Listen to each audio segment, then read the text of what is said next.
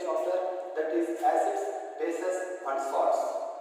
In this video lesson, we are going to discuss about some important chemical properties of acids, especially how do the acids react with the metal carbonates. Also, how do the acids react with the metal hydrogen carbonates. Also, how do the acids react with some metal oxides. So, by understanding these chemical equations, by understanding these chemical reactions, we can understand the chemical properties of acids. So, very first, how do the acids react with the metal carbonates? Dear students, I have written a schematic representation. Here, A stands for acid, Mc stands for the metal carbonates, M salt is metallic salt, water plus carbon dioxide. That means, now I am taking an example, hydrochloric acid, and for metallic carbonate I have taken the sodium carbonate, that is Na2CO3. When hydrochloric acid reacts with the sodium carbonate, a metallic carbonate, this gives a sodium chloride salt, liberating water and carbon dioxide gas. In the same way, acids also react with the metal hydrogen carbonates to produce the same products, that is metallic salt, water and the carbon dioxide.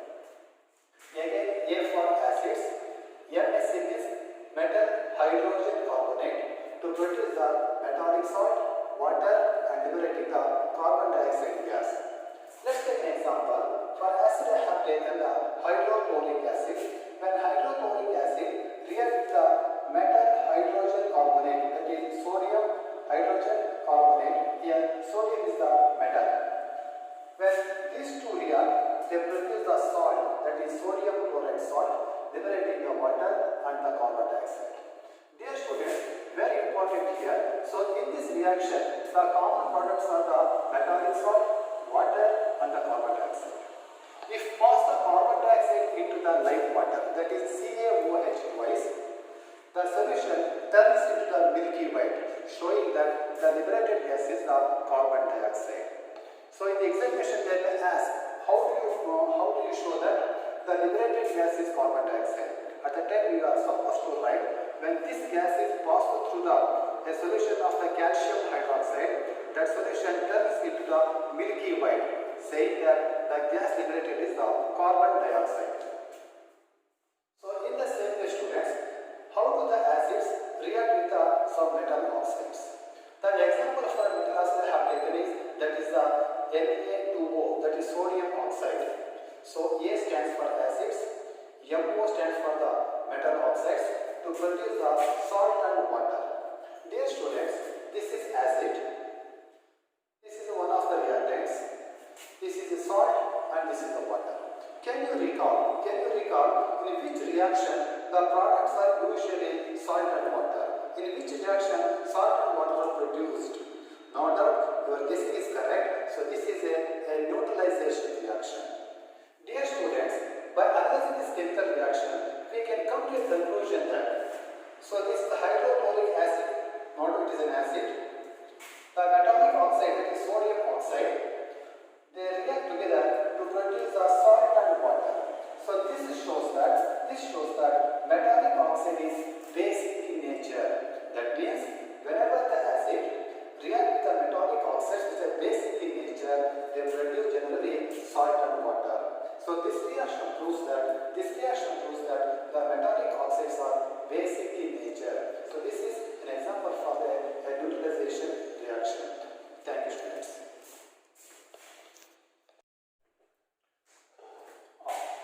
Dear students, let's continue our discussion with another concept, that is the difference between strong acid and the weak acid. Dear students, we know that all acids produces H plus ion or hydronium ion in the aqueous condition, depending upon the concentration of the hydrogen ions or the production of the hydronium ions. We can classify the acids into the strong acid and the weak acid on the basis of the concentration or the dissociation or the production of the H plus ions. H plus ions or H3O plus ions. That means we know that all acids contain the hydronium ions or H plus ions. Depending upon the number of H plus ions produced by an acid, the acids can be classified into the strong acid and the weak acid. So let's discuss about the difference between the strong acid and the weak acids. Number one, the strong acids, they produce us more number of H plus ions. More number of H plus ions or H3O plus ions. Hydronium ion. Okay, so usually strong acids on dissociation produces maximum number of H plus ions. Also it is called as a complete dissociation. An acid which can undergo complete dissociation to produce the maximum number of H plus ions or H3O plus ions. Dear students, can you say point for weak acid on the basis of this one? Yes, you are right. So usually what happens, weak acids produces the less number of H plus ions. Less number of H plus ions or H3O plus ions. Now the question comes, why the strong acid produces the more number of H plus ions? Yes, your answer is correct. Usually the strong acids undergo complete dissociation. That means strong acid undergo complete dissociation. Complete dissociation. Dissociation means to break. Example, H plus Cl minus, H2 plus and SO4 2 minus, like that. Complete dissociation. For weak acid, can you guess the point? Yes, you are right. They undergo the incomplete dissociation. Alright? Incomplete dissociation.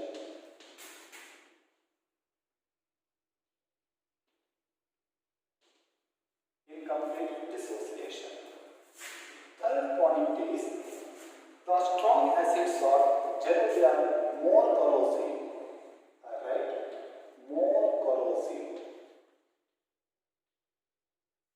Already we know that corrosive means they readily react with some metals to produce the different products. They are very reactive in a sense. In the same way, weak acids are less corrosive. Less corrosive. At the same time, the strong acids can easily conduct the electricity through the aqueous solutions. That means strong acids are the good electrolytes.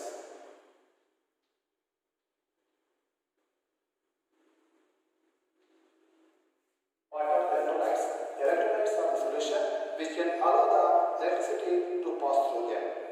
In the same way, the weak acids they may be weak electrolyte or some may be poor electrolytes.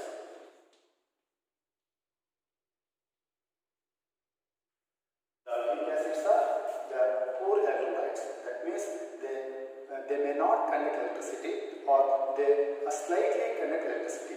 Whereas the strong acid, they conduct the electricity in the aqueous condition. Dear students, now the questions comes in your mind, which are the examples for the strong acids and the weak acids? Generally students, the strong acids are the hydrochloric acid. H2SO4, that is sulfuric acid. Later HNO3. So these are the inorganic acids. These are also the mineral acids, which are the strong acids, inorganic acids. For the example for weak acid, it is they are the acetic acid. Acetic acid. It may be the lactic acid. Lactic acid. It may be the formic acid. Formic acid. Like that, they are the examples for the weak acids. So this is the very important difference between the strong